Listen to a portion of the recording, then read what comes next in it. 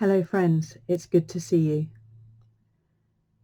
For those of you who don't know me, I'm Rebecca Winfrey, one of the pastoral workers at St George's Church in Stamford.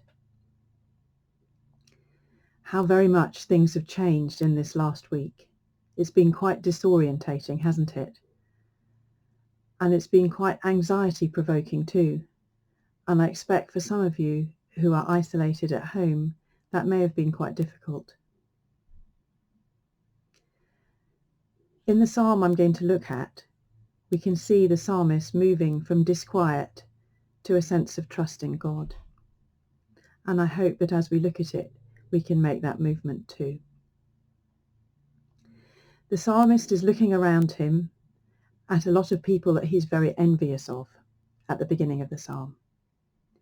He can see rich people who are very full of themselves and who strut around very arrogantly and think that they have no need of God. The psalmist says of them, they have no struggles. Their bodies are healthy and strong. They are free from common human burdens. They are not plagued by human ills. They say, how would God know? Does the Most High know anything? The psalmist is tempted to think that maybe these people have got it right, and all the sacrifices and difficulties he's put up with and the challenges he's faced as a believer, maybe they weren't worth it. But then he comes into God's presence and suddenly he can see things differently. He says of those rich people, surely you place them on slippery ground. You cast them down to ruin. How suddenly are they destroyed, completely swept away by terrors. And in a way, that's a bit like what we've seen over the past week. Suddenly, so many things that were predictable have been swept away. There are no longer any aeroplane flights. Many people's holidays have been cancelled.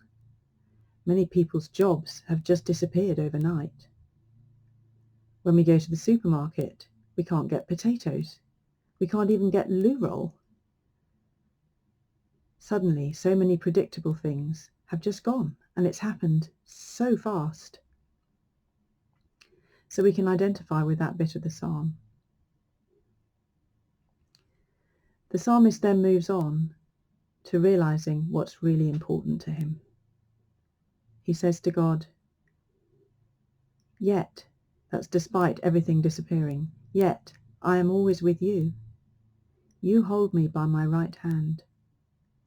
My flesh and my heart may fail, but God is the strength of my heart and my portion forever. It always brings tears to my eyes when I read this psalm. When we're anxious, though, it can be very hard to take these truths in. Very hard for them to move from being just words on the page to certainties in our hearts. Monks and nuns have known through their prayer life that can be very difficult. And they've developed some breathing exercises that can help us too in settling into the presence of God. And the one I'm going to suggest to you is a variation on those.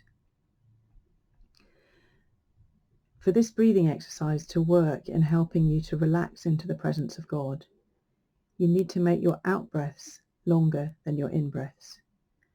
And on each out-breath, which lasts 8 beats, you can let go of your worries to God. And on each in-breath, which lasts 5 beats, you can breathe in his peace. And we can use some words from this psalm in this exercise. And as I explain to you, it's going to sound quite mechanical, but then once you get into it, it can flow very nicely.